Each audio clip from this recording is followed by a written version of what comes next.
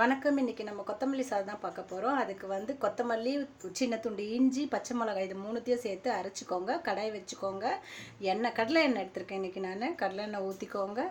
அதுக்கப்புறம் சூடாயிடுச்சான்னு பாருங்கள். பார்த்துட்டு கடுகு போட்டுக்கோங்க. கடுகு போட்டு பொரிஞ்ச உடனே கடலைப்பருப்பு போட்டுருங்க. கொஞ்சம் கூடுதலாக போட்டுங்க கடலை அது பொரிஞ்சிடுச்சுன்னா 2 வரமிளகாய் வந்து கிள்ளி போட்டிருக்கேன்.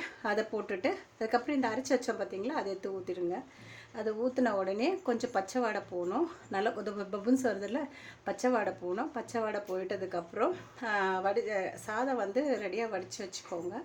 வடித்து வச்ச சாதத்தை வெடித்து வச்சுக்கோங்க. அதுக்கப்புறம் மஞ்சள் பொடி கொஞ்சம் போட்டுக்கோங்க.